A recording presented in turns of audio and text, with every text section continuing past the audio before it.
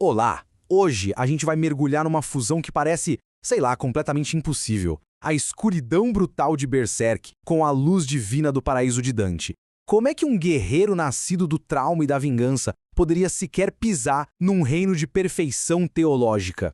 Pois é, vamos descobrir como.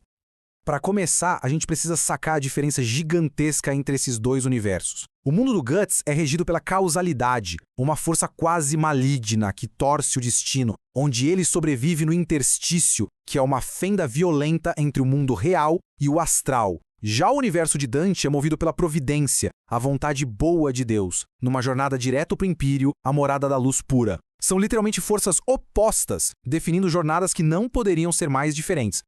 E é aí que está a grande questão dessa nossa análise. Como o Guts, o espadachim negro, um homem que virou as costas para deuses e vive para lutar, poderia sequer passar pelos portões do paraíso? A resposta não está na fé que ele diz ter, até porque ele não diz, mas em algo muito mais profundo, algo que o próprio Dante meio que previu na teologia dele.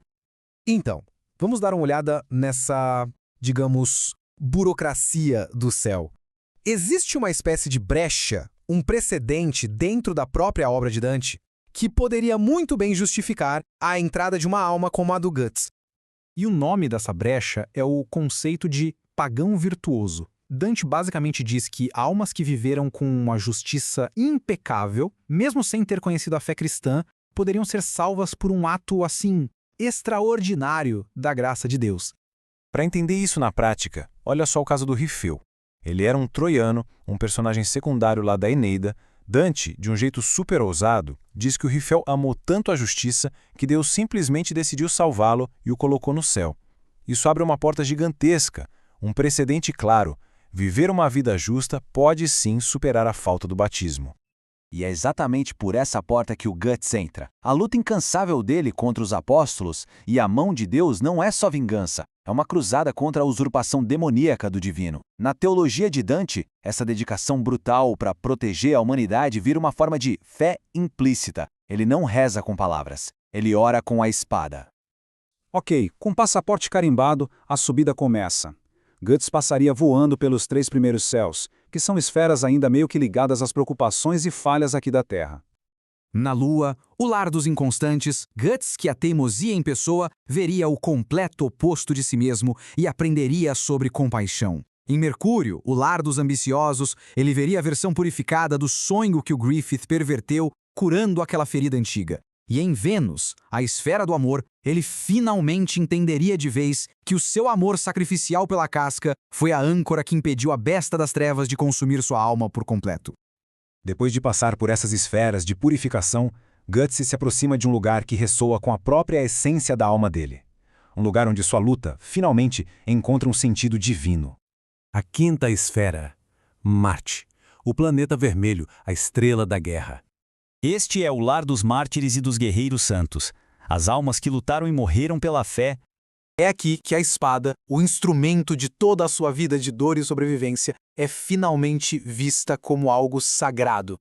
E aqui, Guts não é um estranho, ele é recebido por uma família espiritual de guerreiros. Aquela velocidade absurda dele, antes movida pela raiva, se torna uma dança sagrada. A besta das trevas dentro dele não é destruída, mas transformada em ira santa, a força que move a justiça sem maldade. Pela primeira vez, ele estaria em casa.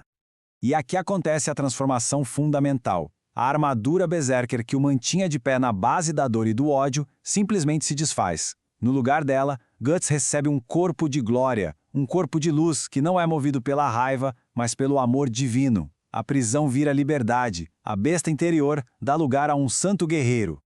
A jornada continua.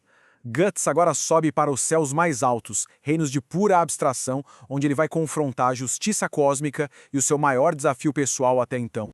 Na sexta esfera, Júpiter, o lar da justiça, Guts finalmente consegue a validação que ele sempre buscou. Ele vê a águia da justiça divina sentenciando Griffith e a mão de Deus, confirmando que a guerra pessoal dele era na verdade uma guerra cósmica pelo bem.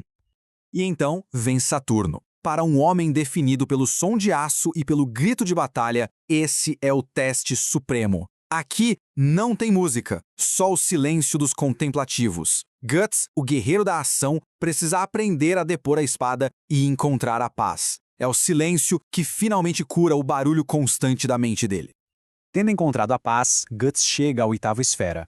Aqui, antes de continuar, ele tem que ser examinado pelos próprios santos sobre as 3 virtudes teologais. Quando São Pedro pergunta sobre a fé, Guts não recita nenhuma oração. Ele simplesmente existe. As cicatrizes dele são seu testemunho.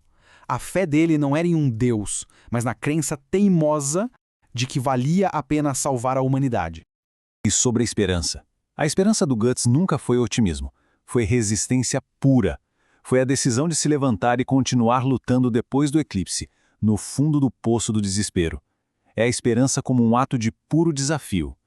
Por fim, São João pergunta sobre a caridade, o amor. E a resposta é a vida do Guts. Ele deu tudo de si, seu corpo, sua sanidade, para proteger a casca e seus novos companheiros. Ninguém tem maior amor do que aquele que dá a vida por seus amigos. Aprovado no exame, a jornada de Guts chega ao seu fim. Ele atravessa a última esfera e entra no Império, a própria mente de Deus, onde toda a luta finalmente para.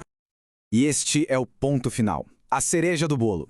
A marca do sacrifício, aquele estigma que o condenava a uma vida de tormento, agora reage à presença do bem absoluto. Em vez de dor, ela pulsa com êxtase divino. A marca da sua condenação se torna o selo da sua salvação. A ironia final e mais bonita de todas. Isso tudo deixa a gente com um último pensamento. A jornada do Guts sugere que talvez a santidade não seja encontrada só no silêncio dos mosteiros, mas também no caos da batalha, quando ela é travada não por glória, mas pela frágil luz da vida de outra pessoa. E se a luta, na sua forma mais pura e sacrificial, for a oração definitiva,